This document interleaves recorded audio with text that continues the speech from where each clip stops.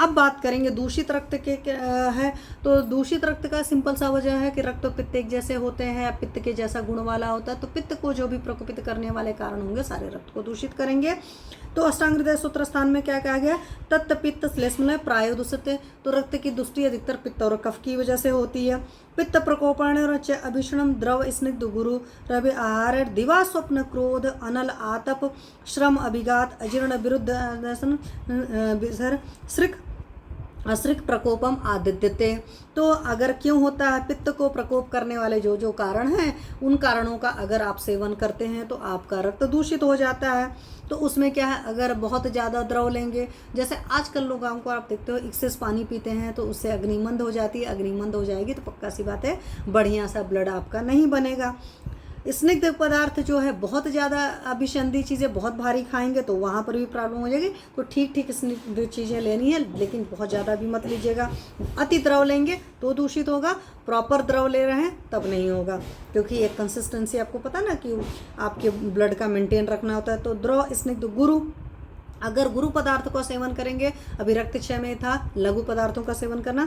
गुरु में आहार है दिवा स्वप्न, अगर दिन में सोते हैं तो वहाँ से भी आपका रक्त दूषित हो जाता है, क्योंकि दिवा स्वप्न से कफ का प्रकोप होता है। और आपने देखा पित्त और कफ को जो प्रकोपित करने वाले कारण थे उनसे ये सारी चीज़ें हो रही थी।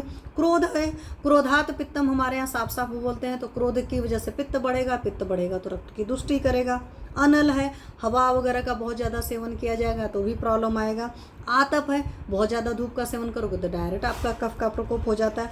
श्रम, अगर हद से ज़्यादा श्रम किया जाता है तो वहाँ से भी आपके अंदर वात का प्रकोप होता है, या समझो कफ का क्षय वगैरह हो जाता है, तो वहाँ से सब सारी चीज़ें होती हैं। अभिघात, चोट चपेट लगेगा तो पक्का सी बात है ब्लड बह ही गया तब तो प्रॉब्लम ही होगा। अजीर्ण हो रहा है, जिन लोग को इनडाइजेशन के इश्यूज़ होते हैं उनका रक्त दूषित होता है, और आजकल मेजॉरिटी लोग को डाइजेशन के इश्यूज़ होते ही होते हैं। विरुद्ध असन, विरुद्ध जो भी चीज़ खान पान है, जैसे आजकल लोग क्या करते हैं, बहुत कुछ विरुद्ध है, चाहे ठंडा गर्म एक चीज़ खाने वाला हिसाब है, चाहे जंक फूड खाने का है, या कुछ लोग होता है कि सॉल्ट खा लेते हैं तुरंत दूध पीते हैं। तो ये जो विरुद्ध आहार विहार पर प्रॉपरली एक सेशन लेकर रखा हुआ है, जा कर के उसको सुन लीजिए। तो जब कभी भी आप विरुद्ध चीज़ें खाते हैं तो उससे ये प्रॉब्लम आती है।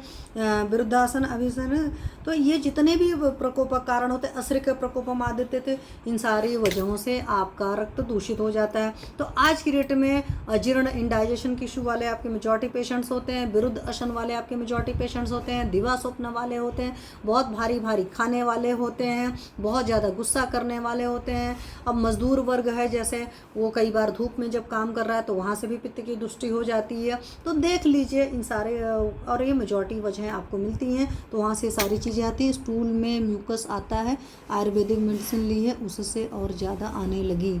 मोहम्मद हुसैन जी, चलिए बात करूँगी आपके, चलिए अभी यही बात कर लेती हूँ।